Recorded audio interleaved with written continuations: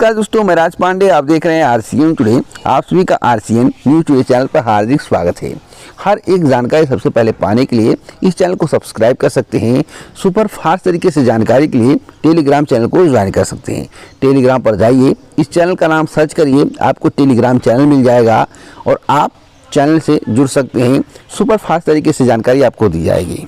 अगर आपको YouTube channel के माध्यम से सबसे पहले जानकारी चाहिए, सही सटीक चाहिए, विश्लेषण चाहिए, जिससे आपको सही जानकारी के बारे में और गलत जानकारी के बारे में अंतर पता चल सके, कोई आपको भ्रमित ना कर सके, तो अभी चैनल को सब्सक्राइब करें, बेल आइकन दबाएं, ऑल पर सेलेक्ट करें।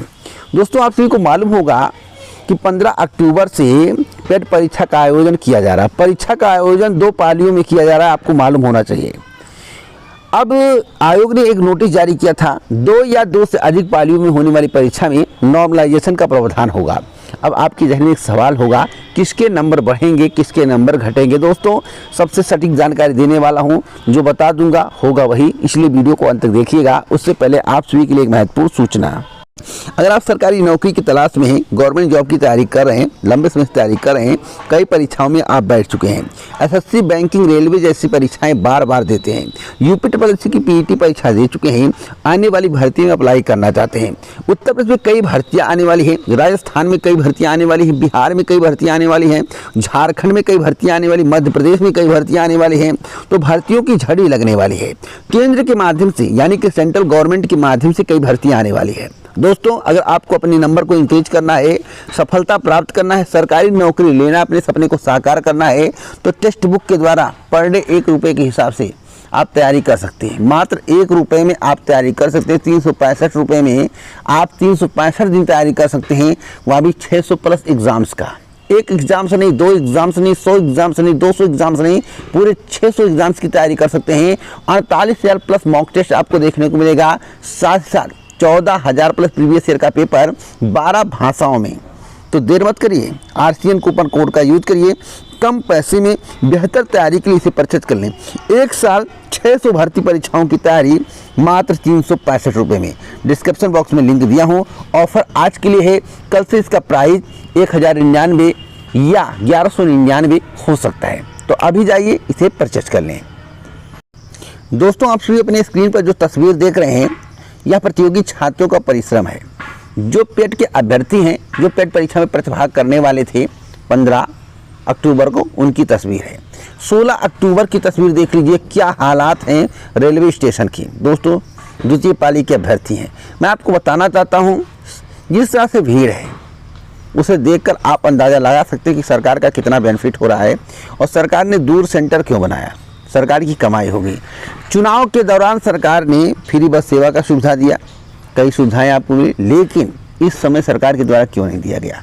आप सोच सकते हैं, सब स्वार्थी हैं, सब स्वार्थ के लिए ही काम करते हैं। फ्री बस सेवा सुविधा उस समय दिया गया जब आवश्यकता नहीं थी, और जब आवश्यकता है तो फ्री बस सेवा की सुविधा नहीं दी गई। बताइए, जब बगल में सेंटर था तो लोग मोटरसाइकिल से, अपने निजी वाहन से सेंटर पर लोग पहुँच गए, लेकिन जब 1000 kilometre, 500 kilometre, 200 kilometre, 250 kilometre centre बना दिया गया, तो सरकार ने सुविधा नहीं दिया। अब पर डे के हिसाब से एक व्यक्ति का अगर 1000 रुपये व्यय होता है, खर्च होता है आने जाने में, तो बताइए अगर कोई लेडीज है उसका 2 कर दिए तो 2000 रुपये खर्च होगा, तो सरकार की कितनी कमाई होगी। 37 लाख मल्टीप्लाई 180 कर दीजिए, कितनी कमाई सरकार की हो चुकी है। आप सोच सकते हैं, क्या जितने कैंडिडेट परीक्षा में फॉर्म अप्लाई किए हैं सभी की नौकरी लगेगी? नहीं लगेगी। तो सरकार को सहूलियत देना था। जो गर्भधारण महिलाएं हैं, जो गर्भवती महिलाएं हैं, उनके क्या हालात हैं, वे परीक्षा केंद्र पर पहुंच पाए हैं या नहीं, आप लोग कमेंट बॉक्स में जरूर बताना।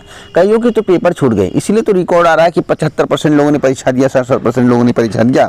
दोस्तों, मैं आपको बताना चाहता हूं, 37 लाख में अगर 25 से 28 लाख के बीच में परीक्षा दे दें तो बहुत बड़ी बात है, क्योंकि परीक्षा भारी संख्या में अभ्यर्थी छोड़ रहे हैं दूर सेंटर होने के कारण।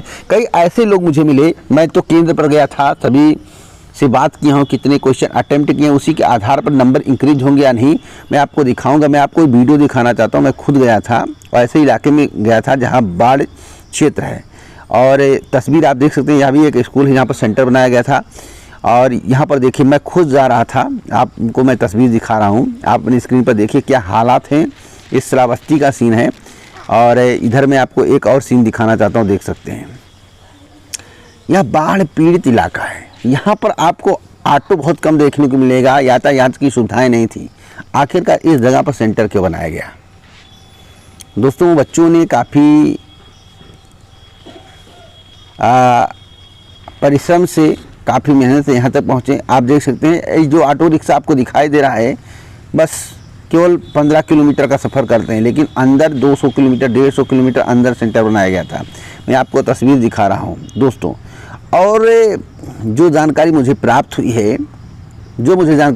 है कि लगभग 25 से 28 लाख लोग परीक्षा में प्रतिभाग करेंगे। इससे ज़्यादा परीक्षा में बैठने वाले नहीं हैं।